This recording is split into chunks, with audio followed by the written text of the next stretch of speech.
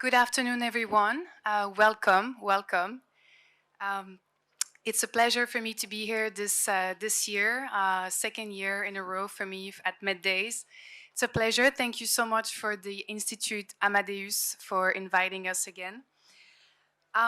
Excellencies, distinguished guests, I will be moderating this afternoon session on FinTech, banks and financial services in the Global South. My name is Claire Davan. I am a specialist of climate change governance and currently consulting at the World Bank in Sub-Saharan Africa in several countries. So without further ado, I will jump in the topic.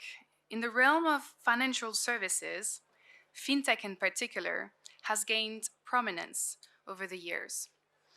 It has, for instance, brought distinct advantages compared to more traditional or regular finance through efficiency and speed, accessibility and inclusion, cost-effective solutions, innovative product services, customer-centric approaches, excelling also sometimes at precise decision-making. We will get to the heart of the matter later, and offering decentralized and secure transactions.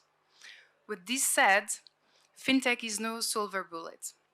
Among the three main shortcomings often cited are regulatory challenges, cybersecurity risks, and market volatility. As a result, there are instances where regular finance may be better as an option, depending on the state of the enabling or regulatory environment or the complexity of financial needs. So we will get to that in a minute with our 8 speakers.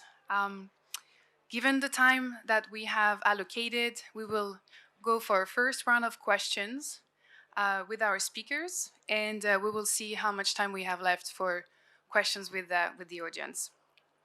We have a little less than an hour. Our speakers today come from 7 countries: Côte d'Ivoire, United Kingdom, not anymore. Oh, actually, yes, sorry. Yes, United Kingdom, Angola, Morocco, Nigeria, Mali, and we also have a representative from the OECD with us. So our first speaker is Mr. Walid Ahmad. He is the head of the Islamic Development Bank, and he's based here in the country. Our second speaker is Ismail Cissé, Mr. Ismail Cissé, CEO of Sirius Capital for Africa from Côte d'Ivoire. We also have Professor Jibril Fall, who is a director of JK Partners in the UK. We also have Mr. Enrique da Silva, investment specialist, entrepreneur, and mentor from Angola. We have Mr. Karim Dahoud, Deputy Director, Global Relations and Cooperation at the OECD in Paris. We have Mr. Hisham Zanati Zergini, General Manager of Tamwilcom from Morocco. And we also have Mrs. Oluwatosin from Nigeria, who is the founder of Money Africa. And finally, we have Mr. Isham Helalami, Director of Support and Development at the Moroccan Financial Market Authority, AMMC, from Morocco. So our first question is to you, Mr. Ahmad.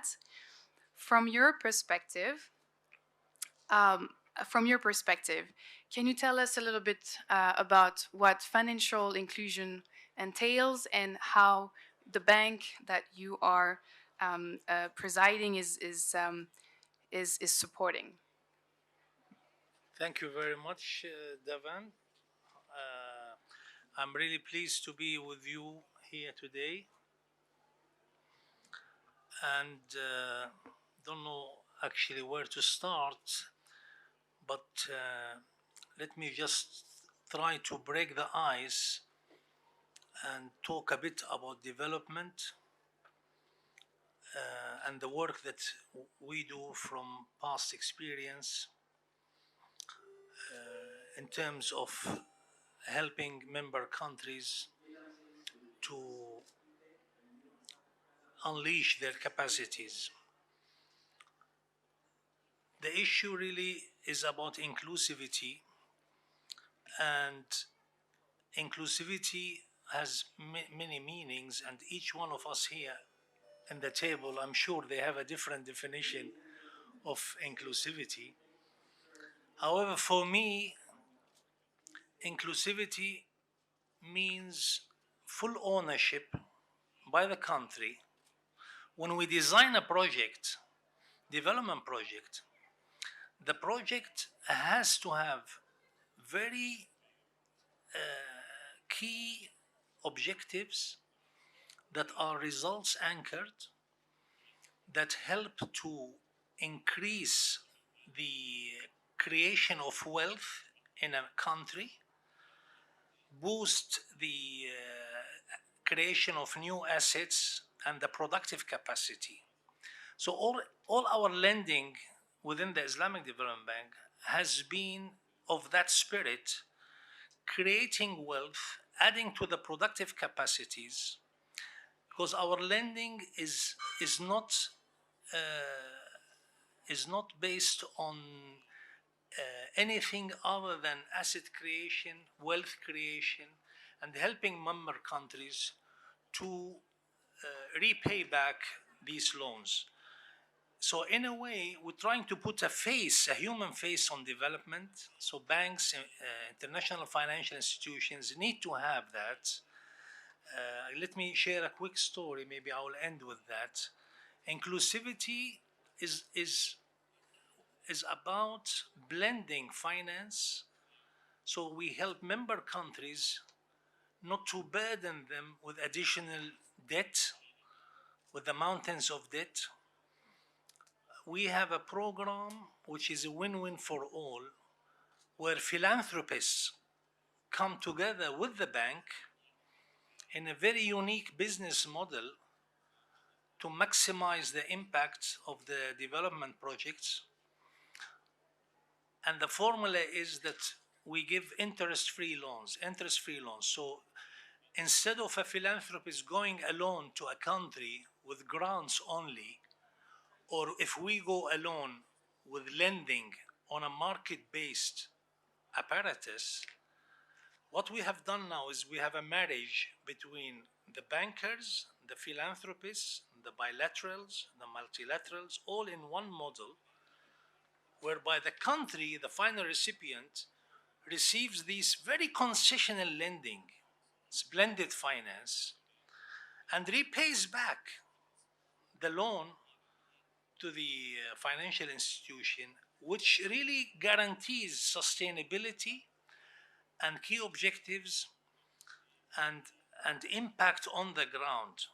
So again, there is a lot to talk about. I can maybe join later, but in a nutshell, I think it's about time now that we join hands as financial institutions, philanthropists, bilaterals, multilaterals, to surgically identify projects in countries that add value and results, be it in infectious diseases, be it in smallholder farmers, be it in basic infrastructure.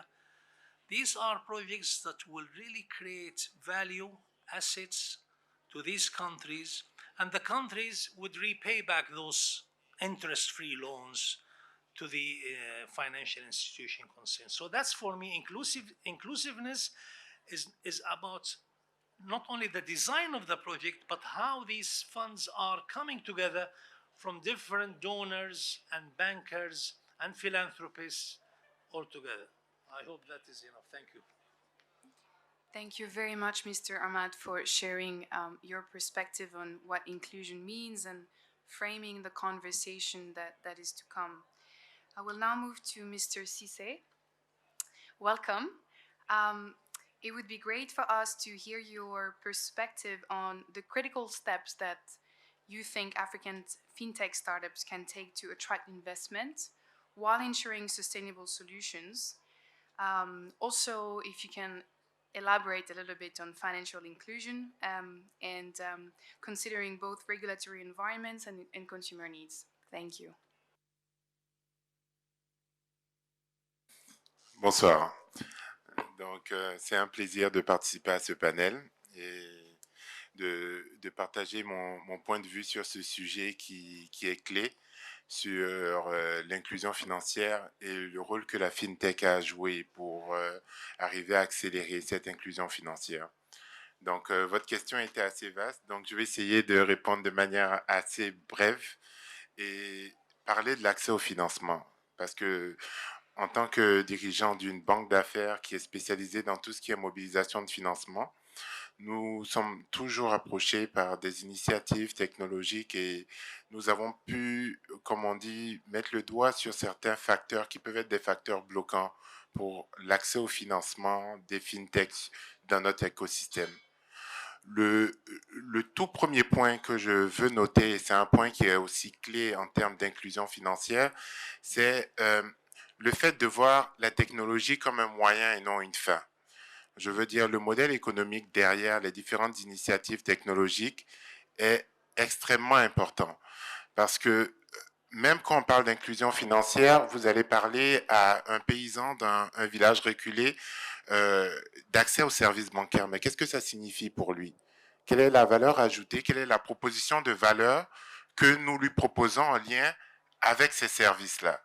Donc, il faut que les fintech, la technologie soient mises au service d'une création de valeur. Pour donner un exemple plus concret, je travaillais sur le financement, par exemple, d'une filière agricole dans mon pays, en Côte d'Ivoire. Et l'idée d'arriver à mettre au service, à créer de la valeur, mettre la technologie au service de la création de valeur. C'est-à-dire, comment, par exemple, un paysan, en utilisant une solution technologique, une solution financière, c'est comment financer ses récoltes, comment financer son acquisition d'équipements pour transformer ses récoltes et comment il arrive à mieux commercialiser ses récoltes. Donc, pour me répéter, c'est vraiment arriver à avoir des solutions technologiques qui sont concentrées sur la création de valeur et ça permet réellement de créer des modèles économiques qui sont viables. Parce que trop souvent, malheureusement, on se concentre sur la technologie sans penser réellement à l'apport et à ce qu'elle signifie pour ses usagers, les utilisateurs. Parce que l'Afrique a montré que quand la proposition de valeur est là, les consommateurs et les utilisateurs sont généralement au rendez-vous. C'est pour ça que nous avons eu de la disruption quand on parle par exemple du mobile money, où l'Afrique est une des régions dans laquelle on a la plus grande démocratisation de ce qui est accès au paiement mobile. Donc, si la proposition de valeur est forte, je pense que l'Afrique va répondre présent et qu'on aura une plus grande inclusion financière. Un deuxième aspect que je pense important, c'est l'approche partenariale. L'approche partenariale, c'est-à-dire comment on peut arriver à avoir des partenariats entre les institutions traditionnelles, les banques multilatérales de développement et ces fintechs-là pour leur permettre d'avoir de l'envergure. Je donne par exemple l'exemple du système de paiement panafricain, PAPS, qui est une initiative de, par exemple, Afrexim Bank. Je veux dire, juste le fait que ce projet soit porté par une institution multilatérale de développement a permis de mettre autour de table les différentes banques centrales et arriver à avoir de l'ampleur et à développer réellement des solutions qui peuvent impacter un plus grand nombre. Et ça fait le lien naturel avec le troisième point que je veux noter, c'est-à-dire il faut que nous pensions régional. Il faut que nous arrêtions de penser réellement pays et que nous passions plus à des solutions qui sont régionales avec un plus grand marché. Et parce que les solutions, généralement, une solution qui marcherait au Nigeria, elle sera possiblement, je ne dis pas systématiquement, mais possiblement implémentable en Afrique de l'Ouest. Et donc, il faut que nous arrivions à créer cette plateforme-là où les FinTech arrivent à partager et à avoir accès à un marché beaucoup plus étendu, un marché panafricain, je dirais, ou en tout cas au moins régional ou sous-régional pour les différentes solutions, pour avoir des plus grands marchés et avoir des projets qui soient plus viables et plus faciles à financer. Donc, je m'en tiens là pour ma première intervention. Merci. Merci beaucoup, Monsieur Cissé. I will switch back to English. Thank you so much for mentioning this regional Pan-African market that would be a better focus according to you, and going beyond the borders of national of nations at the very least. So I will now turn to Professor Fall. Thank you for being here with us from the UK, from JK Partners. A question to you would be, from your perspective, how can regional and continental collaboration between African nations and international financial institutions facilitate the adoption? And we touched upon this topic slightly, but it would be great to hear your perspective on this. Thank you. Thank you very much. I've spent the past 25 years working, amongst other things, on how to expand and enhance diaspora finance into development.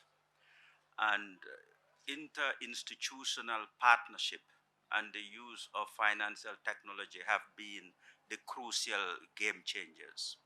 So if you take the type of diaspora finance that is better known and well known, which is diaspora remittances, as recent as 2009, I was involved in a project to run a proof of concept on how you can do money transfer based on telephone alone without seeing a person.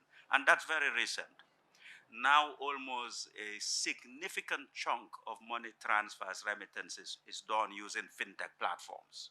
So the technology have taken over. Despite the structural challenges and problems with the technology, the success is beyond question. Then COVID happened, and the informal means of transfer and the methods that were not using FinTech platform then faced a challenge in that those channels were closed down. And you saw a huge movement of order funds through FinTech platforms, further demonstrating the power of these platforms. I have done a small study for only 2 countries, one being my country of origin, the Gambia. And we have seen that post-COVID, most of the people who had gone onto these platforms have remained on those platforms.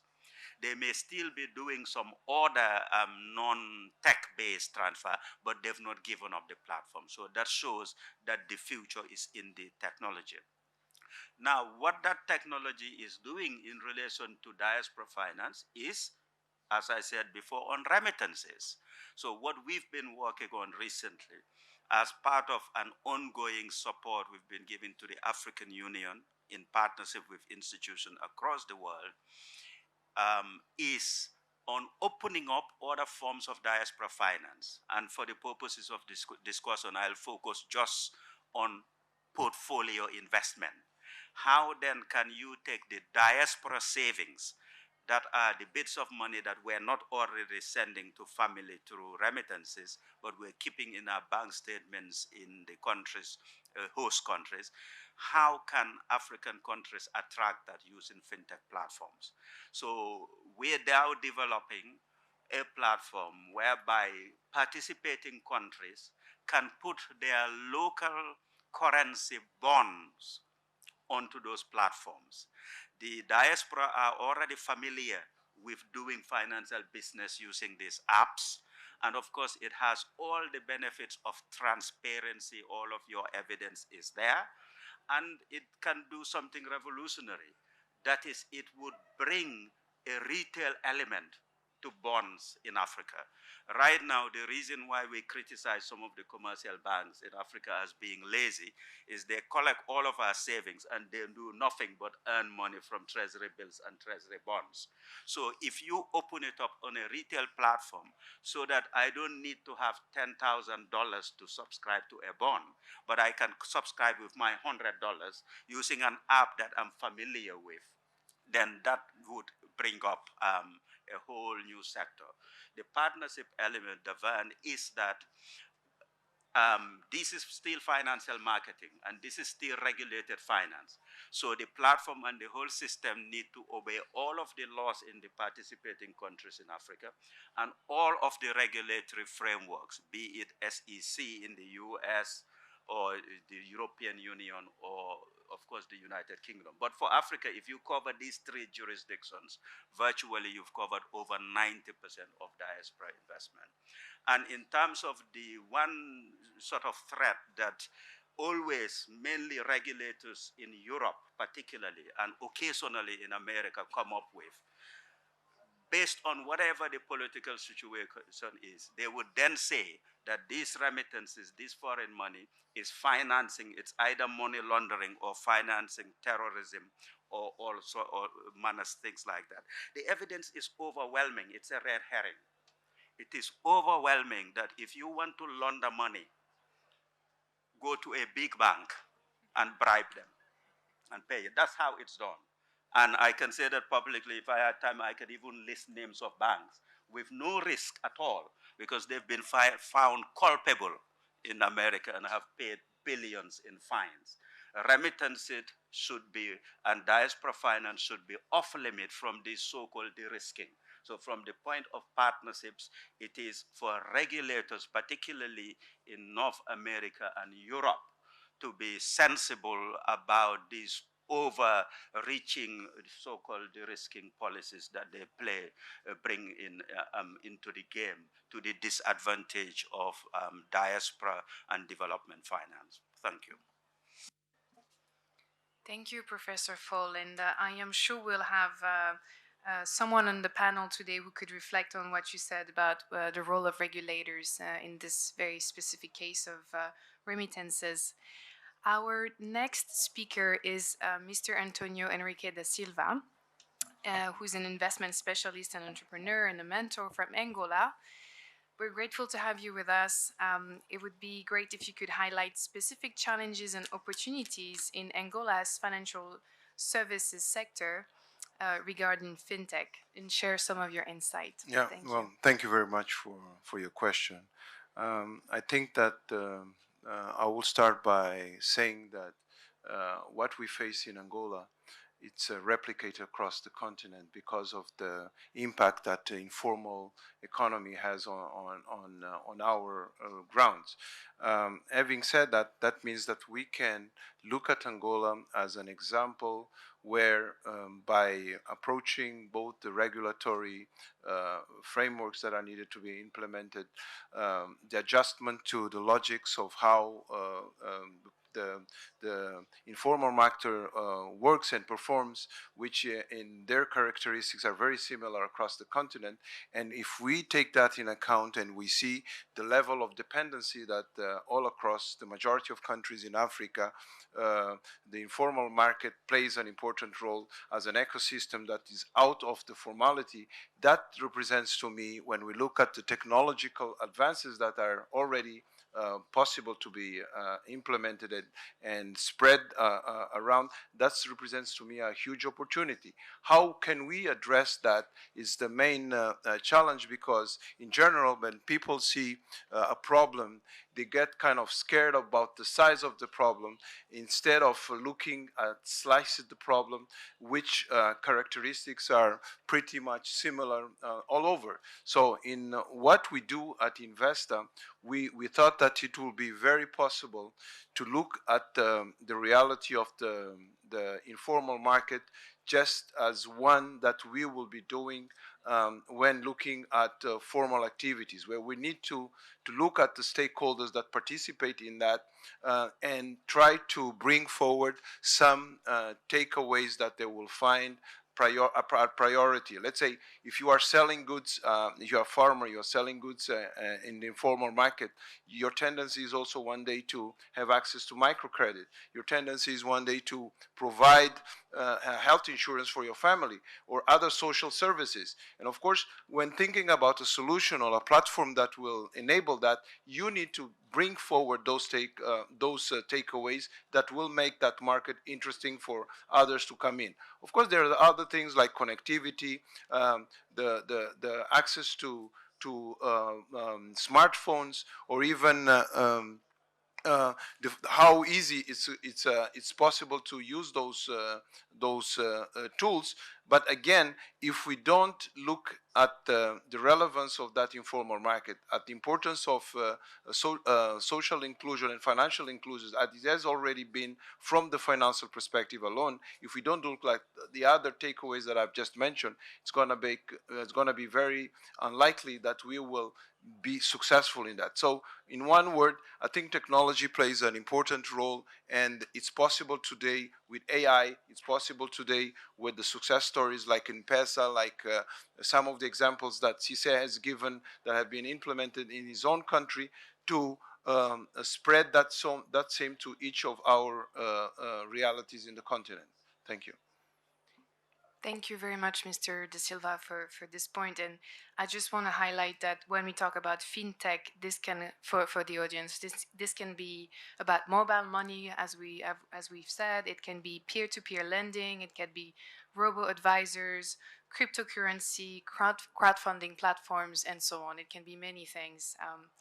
So I think we've had a lot to reflect already with the four speakers that we've had. Now we will turn to Mr. Karim Dahoud from the OECD and ask what the view of the OECD is for the role of FinTech in supporting economic development and financial inclusion in the Global South, and elaborate a little bit on initiatives, collaborative initiatives and guidelines of the OECD. Thank you. Thank you very much. Very glad to be with you today. We are cooperating on development finance with several continents, including Latin America and the Caribbean, Southeast Asia, and also Africa. And I will focus most of my intervention on Africa, because that's the region where probably the challenges and the potential of trying to catalyze private financing for development in general and FinTech in particular is the most acute, but also the most potentially promising. And I will explain why. I will focus first on some of the conditions that makes the African context particularly conducive to the development of FinTech. Some are historic, some are more conjunctural. I will give a few figures about the level that it has reached today, and then I will highlight some of the challenges that remain to scale up and further mainstream FinTech throughout the continent. Let me start with the conditions. There are some historic factors. Of course, there's the issue about cash transactions. People don't necessarily have access to banking services in Africa. In fact, today, 90% of the transactions are still operated in cash. There are physical also obstacles to business transactions. We discussed this morning the infrastructure gap, which shapes the conditions of business operations in Africa. A lot of communities are landlocked. So these are conditions that are, of course, very much conducive potentially, because there's a gap to the development of innovative finance and FinTech in particular.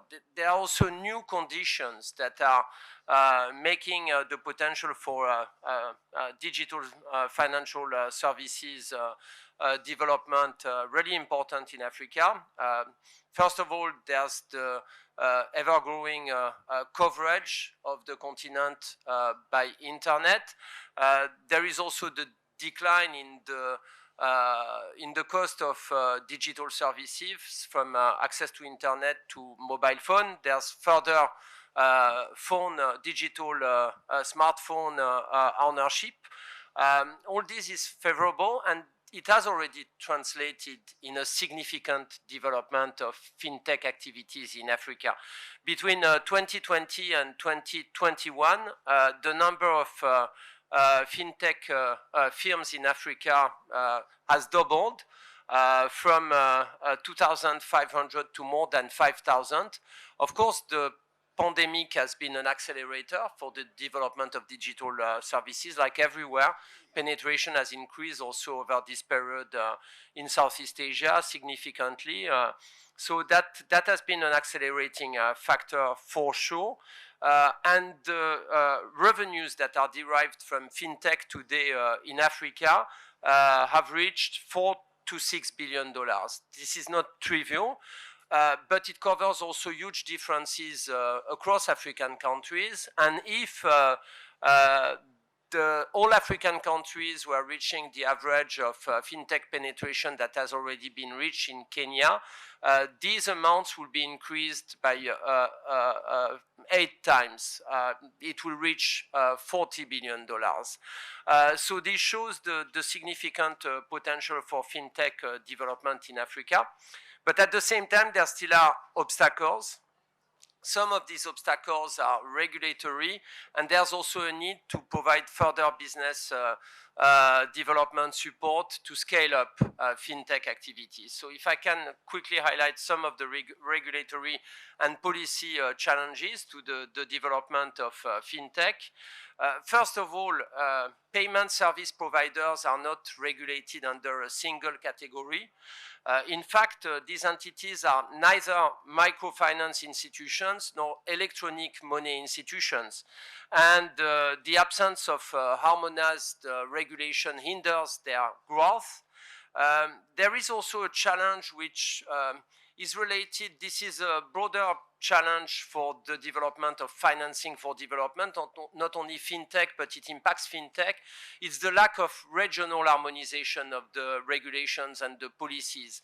African financial markets are narrow, they are scattered, so there's a huge opportunity to try to develop regional financial markets. This is true also for the development of fintech and to harmonize regional regulations. There are also skill gaps that hinder to some extent innovation.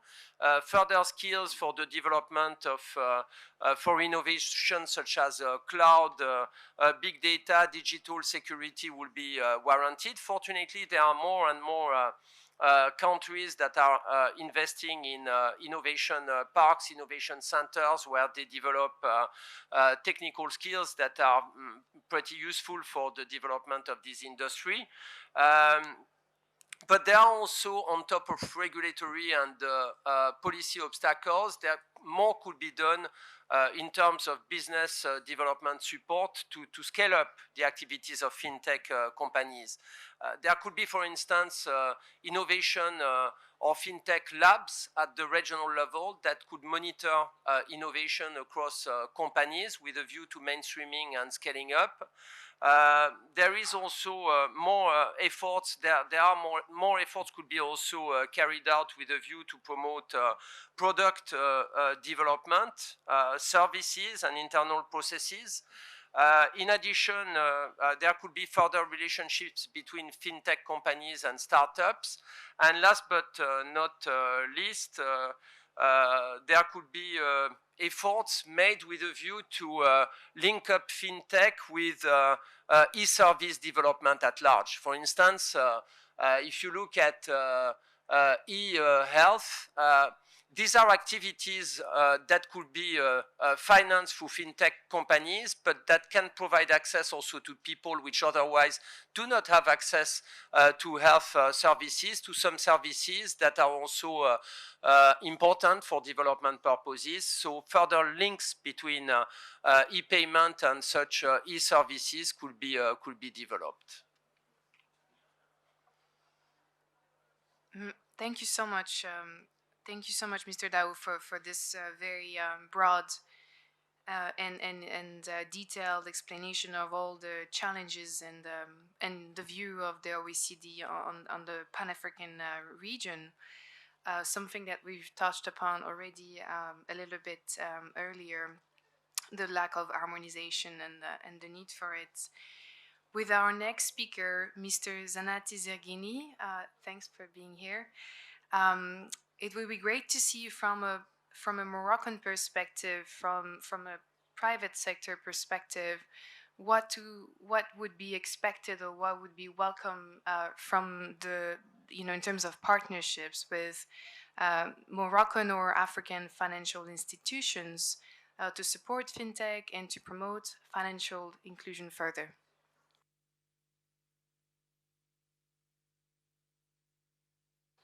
Bien, merci. Alors, quand on parle d'inclusion financière, je pense que nous parlons d'un continent, c'est-à-dire je parle de notre continent, à savoir l'Afrique, c'est que nous parlons quand même que les chiffres sont, on va dire, importants et éloquents. Il faut savoir que 2 Africains sur 3 n'ont pas accès à des services financiers formels. Pour vous dire, même si ces dernières années, une belle dynamique, c'est-à-dire la dernière décennie a été une belle dynamique pour le développement des FinTech, avec des investissements importants, avec réellement des levées de fonds importants et l'émergence d'un certain nombre, on va dire, de sociétés en milliers pour, on va dire, remplir ce gap de financement, ou ce gap, on va dire, qui existe sur le marché des services financiers.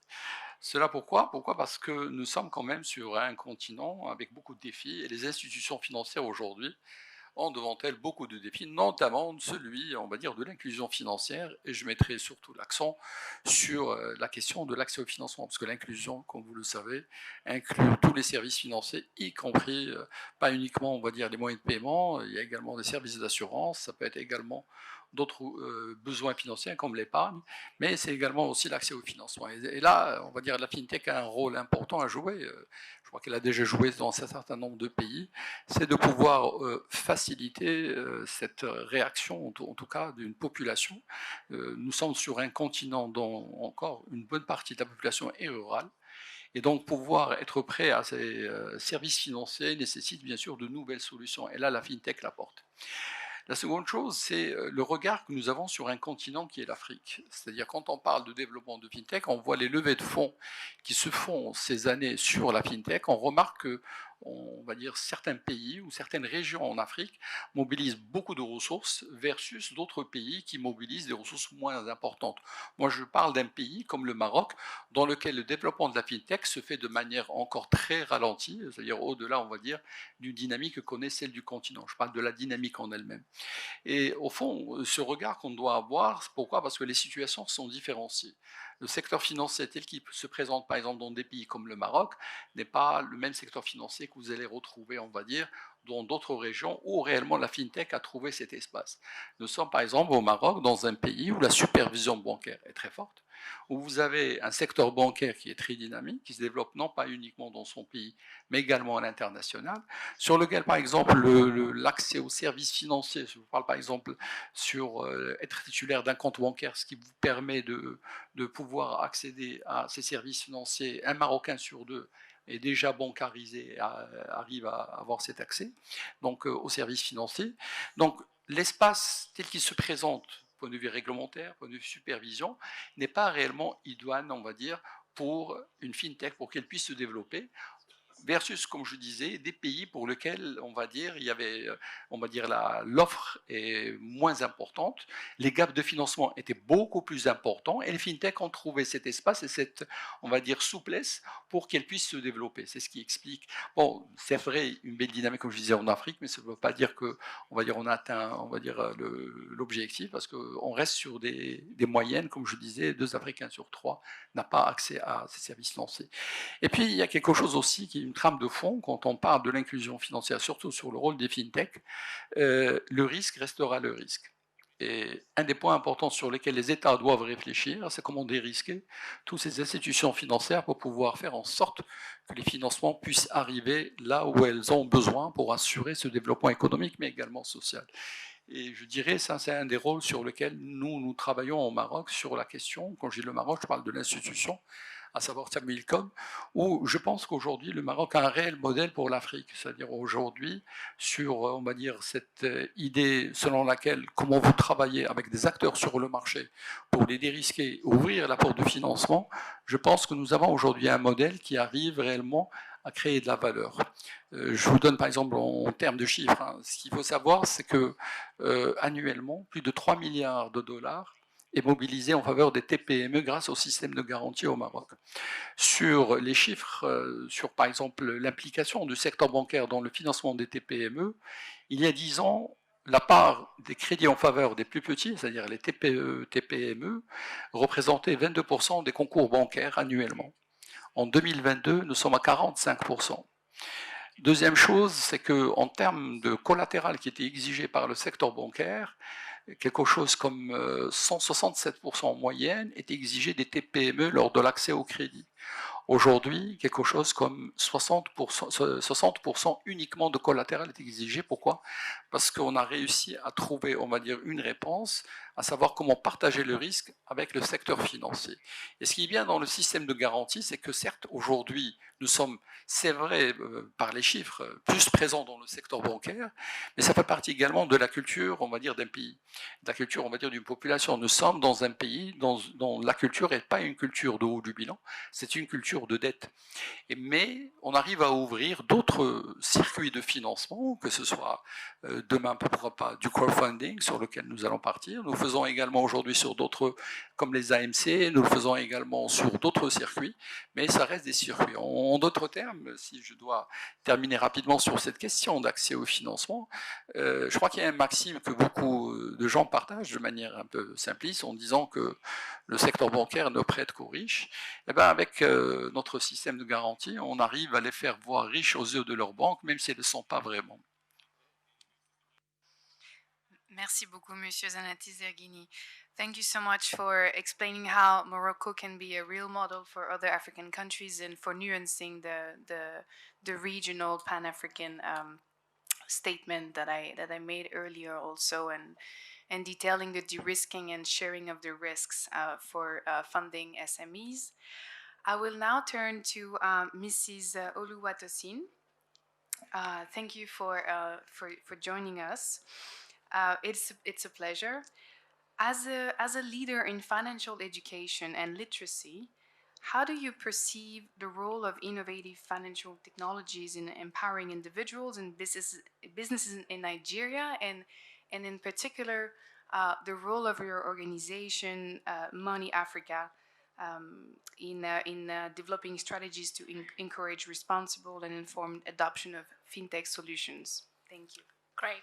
So thank you so much for having me here. I'm excited to be here. I was just looking at the numbers. There are 7 unicorns in Africa, and guess what? 6 of those unicorns are fintechs. Financial technology companies are here to stay. And like you rightly mentioned, it cuts across different spaces. Now, let's look at all the possible things that fintech companies can actually do. About 350 million Africans are unbanked. And that's not because they're silly or they do not know that things like this exist, but we have things like high cost of transactions by traditional banks. What role are fintechs playing in order to be able to crush these barriers, in order to attract these people and bring them into the system? Now, let me give you an example. There's a lady in the market. She's saving some money with some local person that saves money in the market, and it's not in the system. If she wants to take a loan, how would the financial institutions recognize that she's a diligent person, her income stream, and how she pays diligently? And this is the kind of problems that fintechs are trying to solve. So they are here to stay, and we need them to actually stay here. Now, in terms of financial education, we're playing a very critical role, educating people how it works. I want to give an example about insurance. In Nigeria, we have an insurance penetration rate of just 3%. There are quite a number of people in the middle class that this will be beneficial for, but do not have it.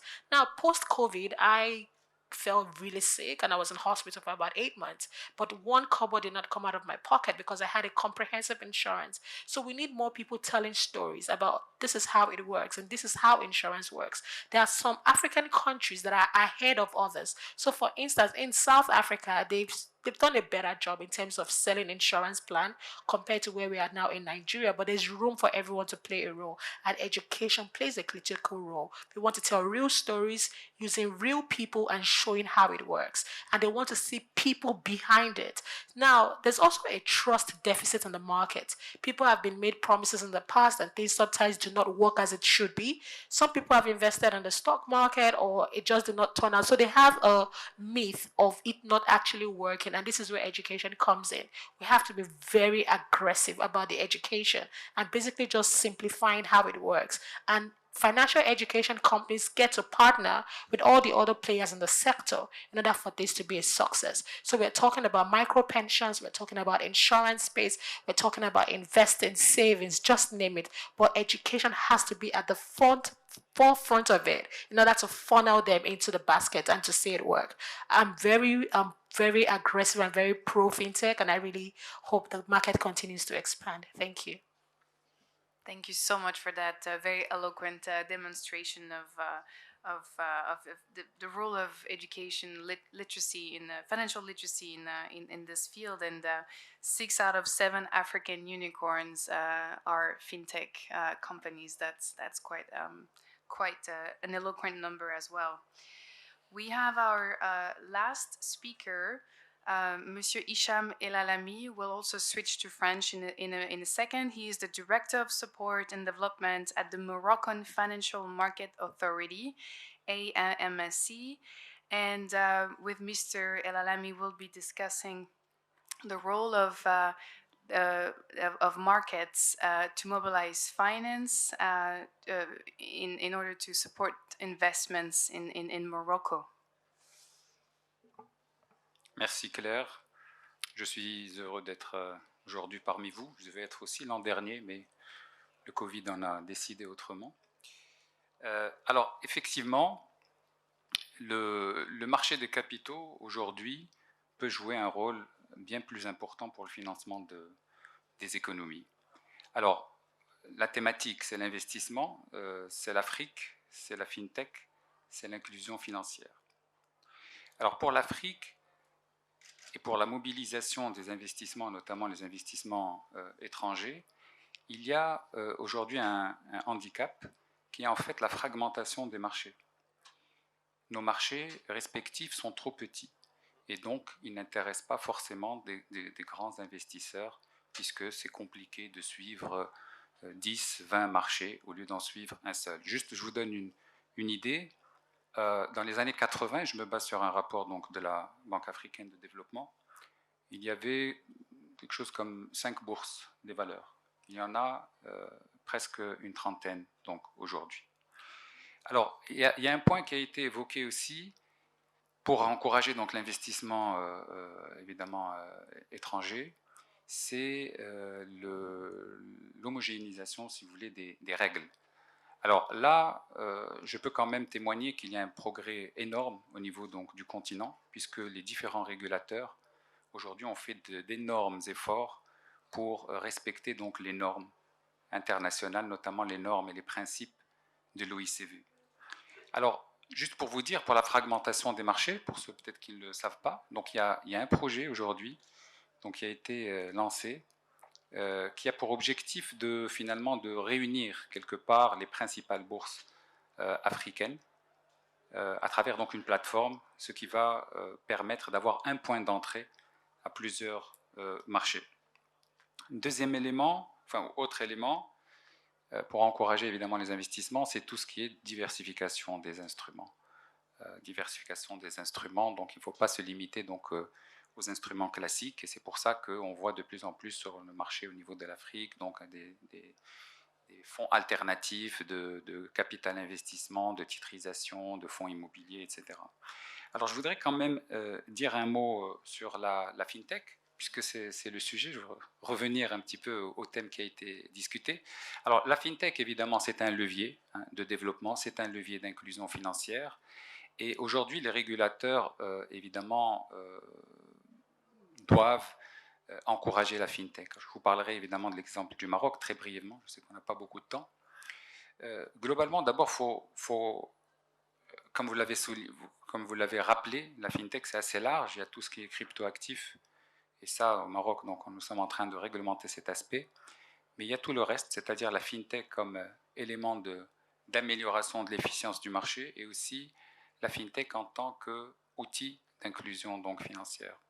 Et à ce titre-là, en fait, la meilleure façon pour un régulateur, c'est d'être à l'écoute. Et donc, en tout cas, au Maroc, nous avons mis en place donc, une plateforme où les différents porteurs de projets peuvent très facilement donc, entrer en relation avec l'autorité et voilà, avoir un accompagnement. Alors évidemment, c'est un accompagnement réglementaire, pas un accompagnement financier, mais l'autorité donc, est également en relation avec des incubateurs. Et en fait, c'est tout un écosystème qui se met en place donc, aujourd'hui pour accompagner ces FinTech. Alors, parmi Zenetian l'a évoqué, il y a le crowdfunding, on le classe parmi les FinTech. Et donc, il y a un dispositif, effectivement, qui vient d'être mis en place au Maroc, avec l'objectif, une fois de plus, de financement et d'inclusion financière, puisque nous visons à travers ce dispositif des petits projets qui pourraient donc recourir donc, au crowdfunding ou ce qu'on appelle aussi finance collaborative pour financer des projets. Alors, ce ne sont pas des montants énormes, mais peut-être suffisants pour ce type de projet. Ça peut aller jusqu'à 5 millions de dirhams, donc disons 500 000 dollars en equity, un petit peu moins sous forme de prêt, et peut y avoir même des dons. Voilà, je m'arrêterai là pour ne pas être très long. J'espère que je pourrai avoir la parole plus tard pour ajouter des petites choses. Absolument. Merci beaucoup, Monsieur Lalami. I suggest I invite all the speakers actually to reflect on what has been said by other speakers, and if you want to prendre la parole, if you want to say a few words on, I invite you to be interactive, so please feel free. Ok. Je voulais rebondir effectivement sur plusieurs points assez pertinents qui ont été émis par les différents panélistes. Donc, sur déjà le rôle des marchés de capitaux dans le financement de nos économies et l'apport que la FinTech peut jouer justement dans l'intégration de nos marchés financiers. Monsieur El Alami a parlé du projet d'intégration des places boursières régionales, AELP, qui est déjà en cours dans ses premières phases. Mais pour qu'on puisse parler d'un marché financier régional à travers toute l'Afrique, il y a beaucoup d'enjeux qui ne peuvent, pour moi, trouver de solutions viables et durables sans la FinTech. Parce que comment un investisseur basé en Côte d'Ivoire investirait dans le marché financier du Maroc ou de l'Angola sans pour autant avoir cette visibilité, cette connaissance. Donc, il faut que déjà, sur le partage d'informations, il y ait des FinTech qui soient à ce niveau-là. Après, sur les flux financiers, j'ai déjà mentionné le système PAPS de paiement panafricain qui nous permettra de manière beaucoup plus fluide d'échanger et d'avoir des transactions financières. Le point que je voulais aussi faire, c'est sur quels sont les produits, et M. El Alami en a parlé, c'est-à-dire arriver à diversifier les produits d'investissement. Parce que l'initiative de M. Fall est très louable de permettre, par exemple, de capter les capitaux de la diaspora pour arriver à investir dans nos pays. Et je pense que c'est quelque chose, c'est un pas dans la bonne direction parce que Sirius Capital, je suis le vice-président de l'association des courtiers de bourse en Afrique de l'Ouest. Et donc, la thématique du financement et des marchés financiers est criarde. Et je partage l'analyse de M. Fall aussi qui dit que nous ne devons plus compter uniquement sur les banques et les institutions pour financer nos États et se trouver dans une culture de rente où les banques prêtent juste, investissent juste dans des obligations d'État. Je partage ce point-là, mais je pense que capter les capitaux de la diaspora ne devrait pas se limiter uniquement à investir dans des bons de l'État. Il faudrait que nous puissions arriver à l'étape où la diaspora finance des PME, arrive à financer des startups, Et pour cela, je pense qu'il faut que nous arrivions à créer beaucoup de transparence et nous appuyer sur la FinTech pour vraiment donner plus de visibilité au système bancaire, au système financier et dérisquer, comprendre le niveau de risque qui est lié aux différents investissements. Et pour ça, je pense que comment on prête efficacement quand, par exemple, on ne connaît même pas, la plupart des banques ne connaissent même pas l'adresse exacte des personnes à qui elles accordent des prêts. Et donc, il y a des problèmes fondamentaux que la technologie doit aider à résoudre pour pouvoir pour pouvoir mieux se financer, pour pouvoir mieux investir et ne pas limiter la FinTech à juste gérer du transactionnel, des échanges de fonds.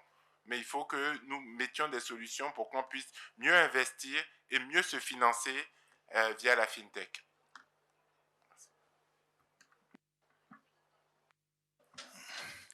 Alors, pour ne pas perdre le moment, je veux continuer en français en disant que ce que Cissé vient de dire est très important parce que un des problèmes fondamentaux aussi en Afrique, c'est l'accès aux capitaux. C'est-à-dire que si on tourne derrière au commentaire qui a fait par Madame Olasende sur l'importance de tenir en compte le flux existant dans le marché informel.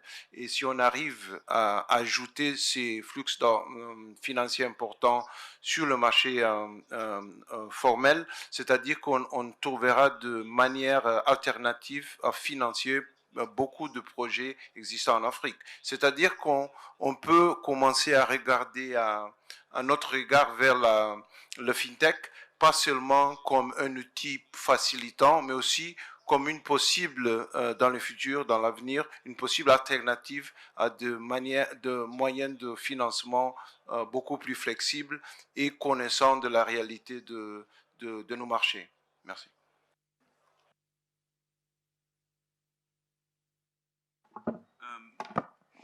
One other important part of FinTech is the ability to access data, analytics, and big data.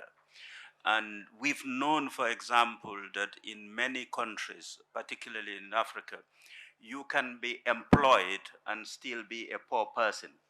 And you may be unemployed and not be poor because you've got another source of income, remittances. But as we were hearing, how do you have that data to show your credit worthiness? But with the FinTech platforms, the data exists automatically.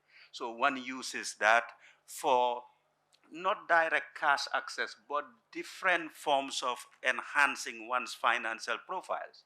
Not only that at a personal level, but it happens at a macro level.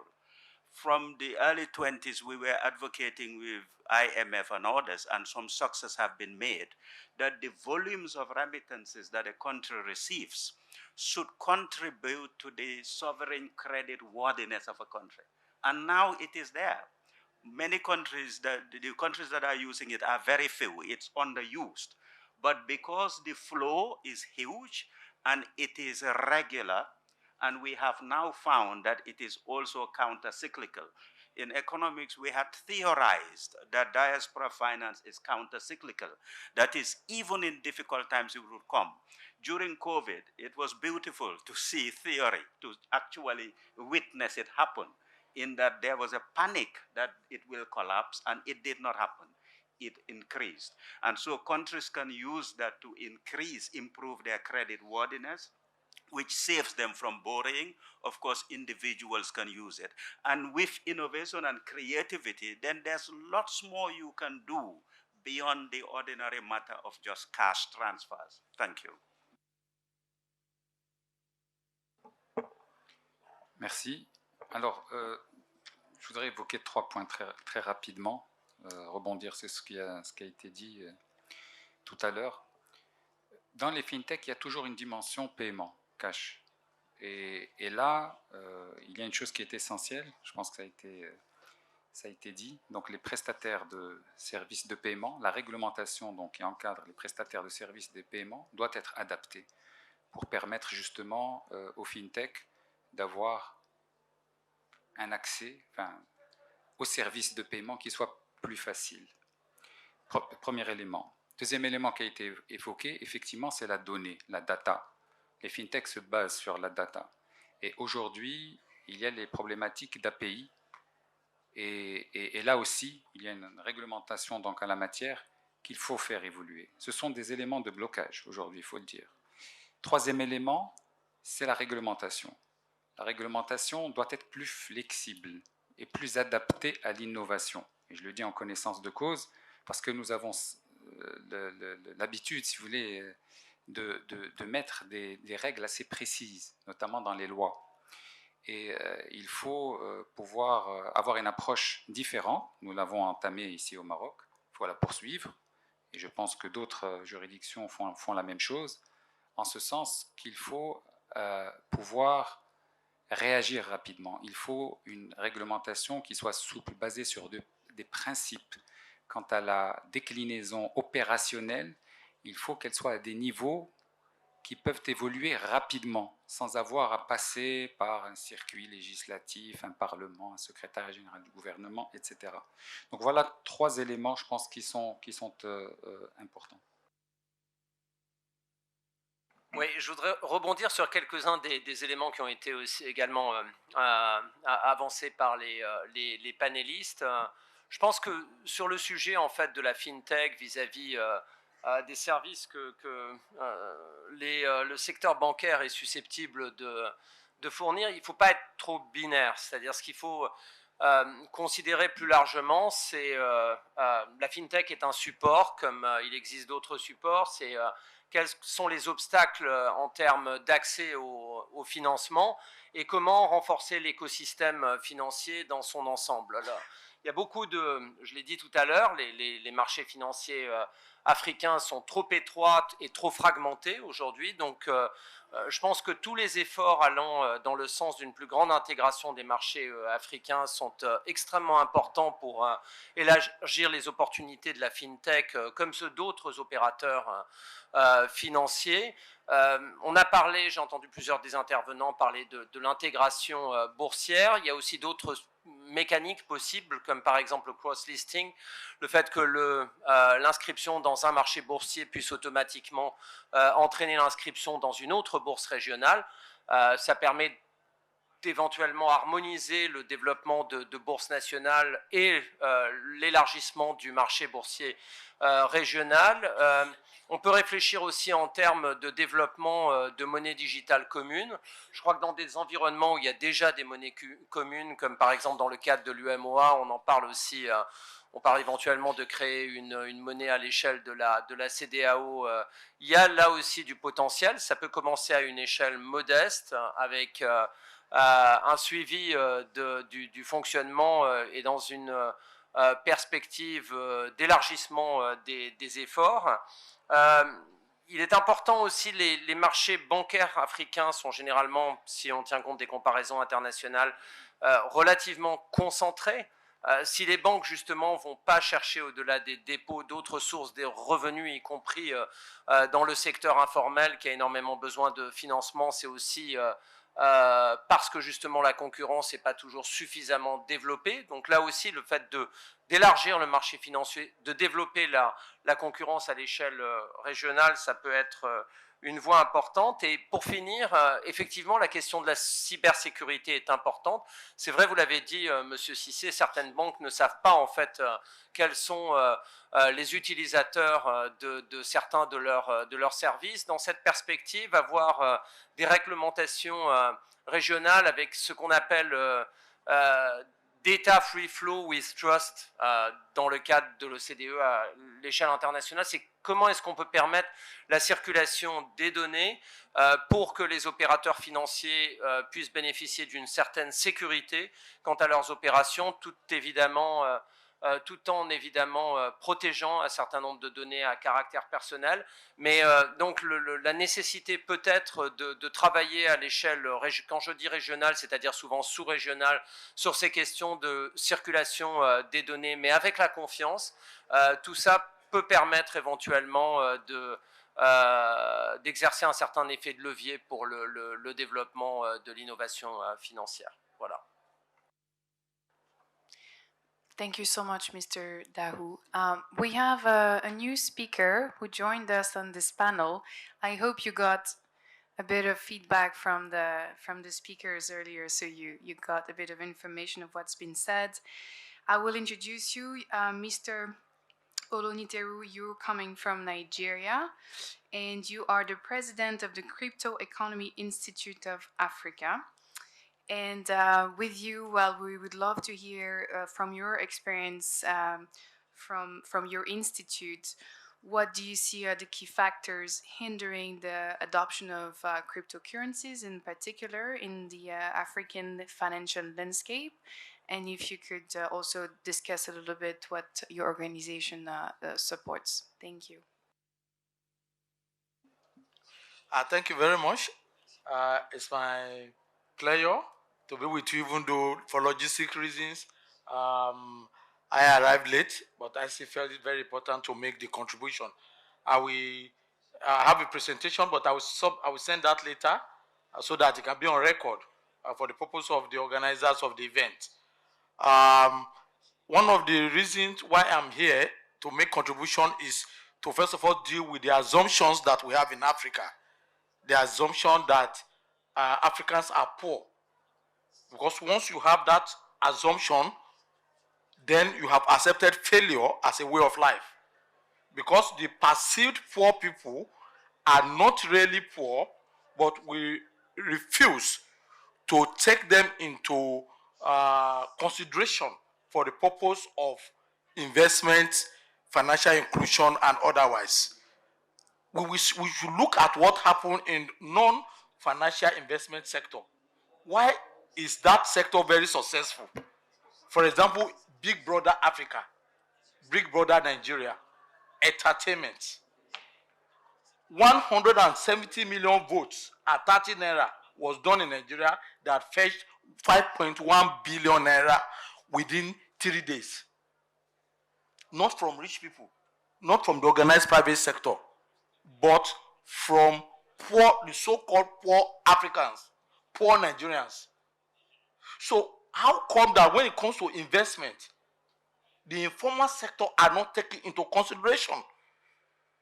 If you look at the Federal Republic of Nigeria today, for example, we designed what we call street banking, and that is what is actually offering banking services for Nigeria today on the Freedom Network. I'm one of the designers of that solutions for Nigeria. But if you look at the formal sector of the economy, most villages in Nigeria do not have banks. Most villages in Nigeria do not have automated teller machines. And from the organized sectors and the banking and government perspective, they put in place policies that make sure that majority of Nigerians are excluded. For example, the Central Bank of Nigeria will ask the banks to charge 100, to charge 60 naira, to charge 0, up and down. When you know that you are not the producer or manufacturer of the ATM machine, when it comes to maintaining the ATM, the encryption pin pad, you are not the producer of the encryption pin pad. How did you come to that banks to charge 65 naira or 50 naira or 30 naira? That is regulatory dictatorship from the regulator. And it brings down the economy because why is the POS, what Nigerians now refer to as POS ATM, why is it working? Almost all locations in Nigeria today have POS. Why is it working? It's working because it reflects the real economic dictates, unlike what the banks and the regulators were doing. For example, most local governments in Nigeria do not have banks for various of reasons, armed robbery attack, all kinds of issues. And Nigerians know that for you to leave your village to go to local government headquarters or the state capital where there is a bank, you will spend nothing less than 5,000 naira. If care is not taken by now that fuel scarcity has increased, you will spend 10,000 naira. So when the POS operator asks you that if he gives you 5,000 naira, pay 200, 10,000 naira, pay 500, it makes sense. It makes economic sense to pay the 500 naira or 1,000 naira than go to the state capital instead of going to your farm or your business, because Central Bank of Nigeria have insisted that banks cannot charge more than 60 naira. To the bank, they don't make any money, and they decide not to deploy ATMs or bank branches in rural areas, which brings about financial, exclusion. So, if this happens in Nigeria, it is likely that similar things will happen in other countries in Nigeria. And we now need to learn that how come was mobile money successful, M-Pesa successful in Kenya. And M-Pesa as a concept did not come from the developed country, whether from the World Bank or the IMF or whichever country. It did not come from them. So Africans must provide African solutions to African problems. Now we have the opportunity of blockchain technology. We have the opportunities of artificial intelligence. It is the responsibility and duty of Africans to look at how they are going to design and implement this technology to ensure that Africans benefit and they are not left behind. Because this technology met us at the same time. Blockchain did not exist in 1950 or 1970 or 18th century or 17th century. I would say that were not developed at that time. Now this is very important because the thing that Africa must lay emphasis on is what I call crowdfunding and crowdsourcing. Crowdfunding investment. Because if out of 1 billion people, over 1 billion people in Africa, at an annual growth rate of between 3 and 3.5%, mathematically by differential equation, we know that population will double in 25 years. Without even conducting any form of population census or those. We know. Whether some people give back, some people decide not to give back, some people die or whatever. Now, if we know that our population in Africa is going to be around 2 billion in 25 years' time, then what is our strategy now to ensure that those Africans in the informal sector participate in the investment process? Not all the time you have to go to a foreign country, IMF or World Bank, to go and borrow money. Why can't we borrow money from ourselves? Let us assume that we have a single currency in Africa. Let's say a particular S cryptocurrency in Africa. And 100 million Africans buy it subscribe to it at $100. $100 times 100 million. What would that be? That's a fund. Source not from rich people, but from the perceived poor Africans. If we have that fund there, then the fund you are claiming today that is not available, is available with you now, but we refuse to do the needful. Now that is why the emphasis on crowdfunding and crowdsourcing. When we want to develop the solution, let the solution provider come from Africans. We source it from Africa through human capital formation and human capital utilization. Because the truth of the matter today is that all banks, FinTech companies, and financial service providers, they are not different from IT companies. Whether it's your mobile phone or whatever solutions, web, it's IT. It's purely IT. So let Africans participate in this process so that if, for example, there are investments taking place in Morocco here, that they want to build a tourist center in market, I from Nigeria can subscribe to it. I'm ready to lose my $100. But if it works, then I will benefit from my $100. So maybe, why will I benefit from it? Anytime I decide to pay $100 upfront for the investment, but when I want to visit it, Royal Air Maroc can allow me to enter the plane at a discount because I put $100 back, Kenya Airways, all those things. So I have more details and all those things, but I would like to stop here so that we can know that the emphasis is on human capital formation and utilization in terms of education from primary school level so that we can be competitive and then crowdfunding and crowdsourcing. I will stop here and where I send my presentation in later. Thank you very much for the opportunity to make comments. Thank you so much, Mr. Oloniteru, for joining us. And there were lots of linkages between what you presented today with Professor Fall's presentation and also Mr. Cisse. So I invite the other speakers to reflect, and also Mr. Da Silva. So if you have some comments, you're welcome to go.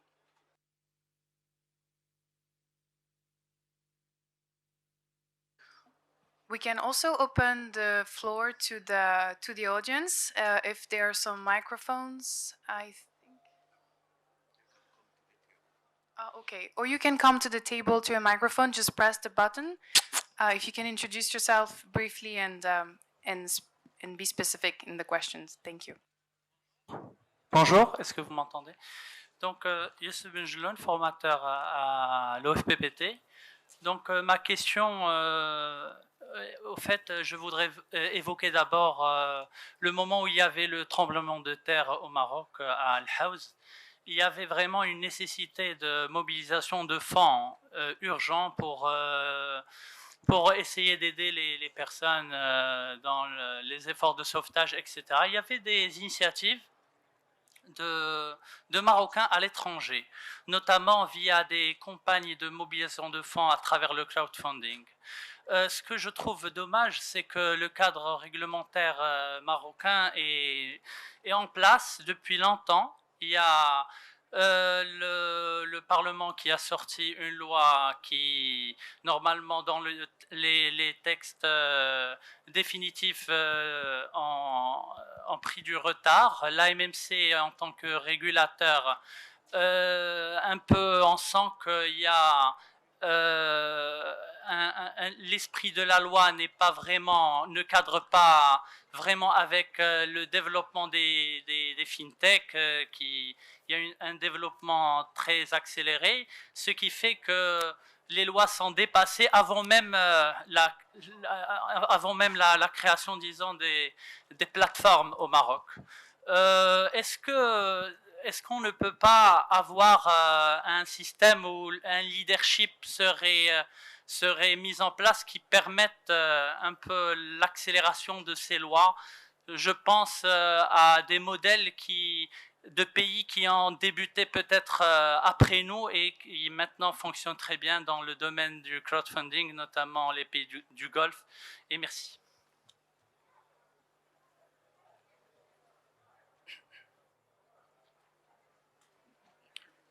Bien, le dispositif du crowdfunding vient d'être achevé, parce que comme vous le savez, une loi donne les grandes lignes, et après il faut les textes d'application, donc les textes d'application sont mis en place.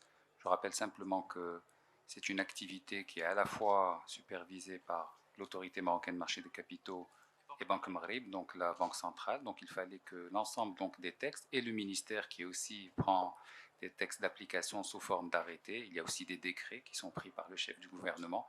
Toujours est-il que le dispositif aujourd'hui est en place et je profite de cette occasion pour inviter toute personne qui souhaiterait justement lancer une plateforme de crowdfunding de s'adresser à la MMC ou à Banque Maghreb, dépendamment de ce qu'elle compte faire. Est-ce que c'est de l'equity, du don ou du prêt? Donc c'est un appel. Le dispositif est prêt, les règles sont très très claires et on attend justement un peu d'ambition de la part de nos jeunes et moins jeunes pour qu'ils viennent présenter des projets, et nous sommes là évidemment pour les accompagner parce que le rôle des autorités est double.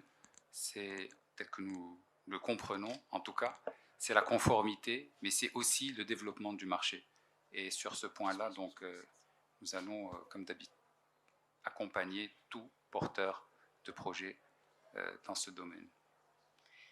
Merci beaucoup pour votre question. Et Monsieur El Alami, vous aviez le mot de la fin puisqu'on vient de me dire que la cérémonie d'ouverture va bientôt commencer. Donc, je vous remercie tous. I thank you very much for this very rich panel and very great conversation. Thank you for the speakers, and thank you to the Institut Amadeus for having us. And I wish you a very good rest of the day.